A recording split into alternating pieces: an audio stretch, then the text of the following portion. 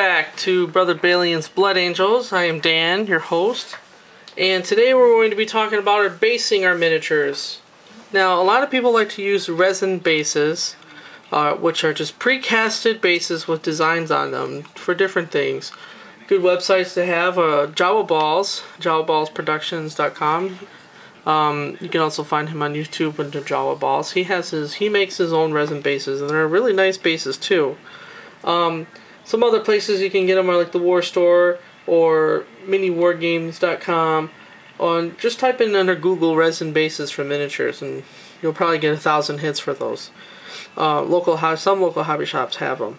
But for those of you who don't want to use resin bases, you can just use your regular base, different size bases and whatnot.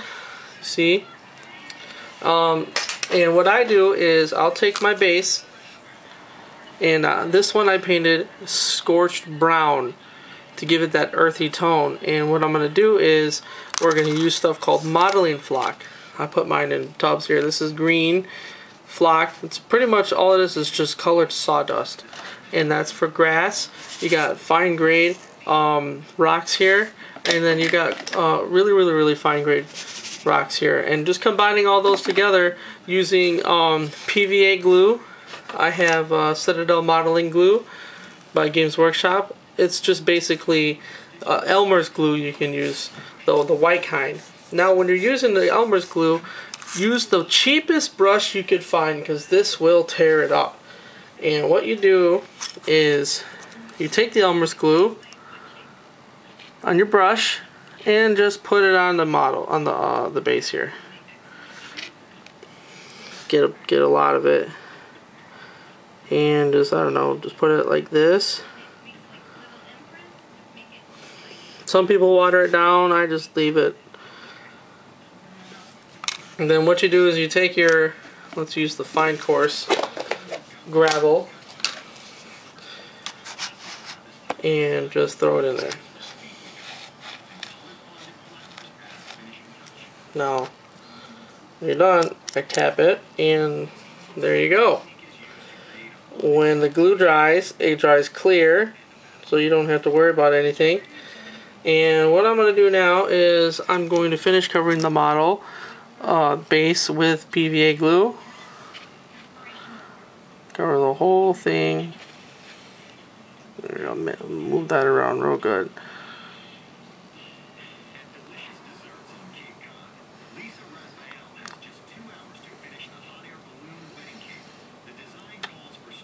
And just drop it in there. Now you can put the model and glue it on first and then do this, but then it looks like he's sunk into the frame there, into the ground. And most people step on the ground; they don't get sunken in unless it's like a marsh or something. So we have that. And what a lot of people will do is they'll go back over and they will paint it, because yeah, this is natural rock, but it still looks kind of funny. So what I'm going to do is I'm going to go ahead and I'm going to add just a little bit more flock. I'm going to use the larger size gravel. I'm going to put a little bit more glue, and just along, like, say, the edge right here,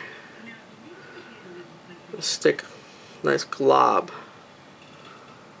And then maybe I'll put some back here. Nice glob. Okay, that looks good. And I'm going to get my large size gravel. You can get this stuff at local hobby stores. You can buy them online. Games Workshop sells them. Train hobby stores have these too. Let's see, there we go. Get the bigger rock. And once this dries, I will go over it with either brown or gray to give it a natural stone feel by using a series of dry brushing.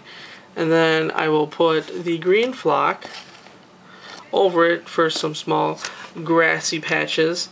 Some really good flock also is static flock. It's like, it looks like natural grass, really, because what it does is it stands up after you apply it to the base, it stands up and it gives it that grassy look. And I don't have any right now. I ended up using it all, but that is that's another good one that you can use. A lot of people use that. You can also use this stuff for when you're building scenery.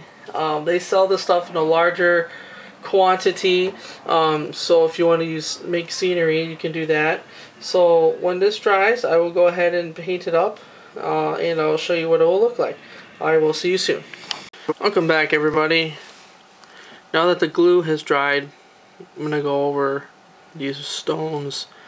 I'm gonna go over these stones with some Beastal Brown, and what that does is it'll seal the rocks in place so that they don't chip off as easily, and it'll give it a natural stone look. Now, these are real stones, and you're asking me, why are we painting them? Well, if you put something fake with something real, it just looks even more fake. So we're going to paint it to make it look like it's real. It's a silly thought, I know, but it is what it is. So I'm going over this entire base here with Beastal Brown, and then I'm going to go over it again, heavy dry brushing with snakebite leather, and then through a series of dry brushings we will be getting the desired effect. Now, I picked brown because it's a very common earth tone. You can use gray. Gray is good. That's good for, like, say if you're in the mountains, or if you're just in an ashland gray area. So these two are very common. They do sell snow flock. It's kind of like that green dust that I showed you earlier, and you can use that too. Some people will do this, and then they'll use gray, and then they'll put the snow on top of it, kind of like a snow-capped mountain feel. Some people will put water effect in the bases. They can, for like city death matches, city matches, planetary strike, they'll mix bits up, and then they'll just slap them on here, and you get yourself a designer base. Other things you can do would be take pieces of other models, like if you have some bits of like Eldar heads or orc heads or arms, paint those up and throw them on there, and it'll make it look like especially in like Dreadnought bases, people will put whole models on their bases, making it look like their Dreadnought just annihilated something. I've done that a couple times. That's my Dreadnought's put away right now, so I can't show you. Actually, like this, I made this base out of cardboard long time ago. I think I was like 10 when I first made this base. I didn't have an extra base, so I did this. There's an Eldar head, as you can see, Dark Eldar. And I used to have an Orc head right in here, but it's missing. So it must have fallen out. That's alright, I'm going to repaint that anyways to match it. Okay, so that's dry. I'm going to take the snakebite leather, put it on the very tips of your brush, and brush it off on a napkin really good. And just go over it heavy. Just the very tops. Really fast. And what this does is the paint that's on the bristles will only go on the very tops of the edges of the rocks here. And that's what we call dry brushing. You can't really see it too well because it's not that big difference in color. It's very similar in color, just a shade lighter. Plus I kind of took too much paint off my brush, and so I'm going to go over it again. Next, what I'm going to do, now that I've done that, I'm going to do it again, this time using, you can use Commando Khaki or Bleached Bone. I'm going to use Bleached Bone. And I'm going to do the same thing. Get some paint on the brush here.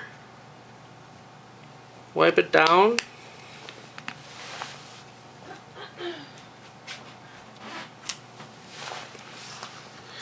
And just go over the model.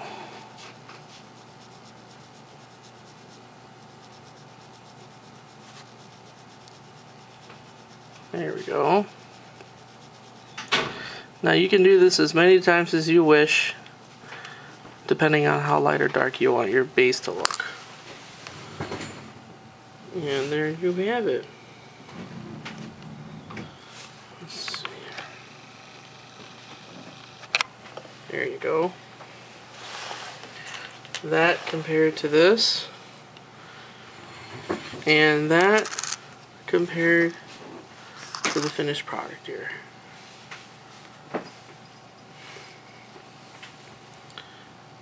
I went and added some of that modeling flock, the green stuff, and there you go. You've got yourself a Blood Angel Marine with a complete base. And I went ahead and painted on a white blood drop to signify the third company. And the only thing left I gotta do is just put the chapter insignia and the squad marking. Alright, I'll see you guys later.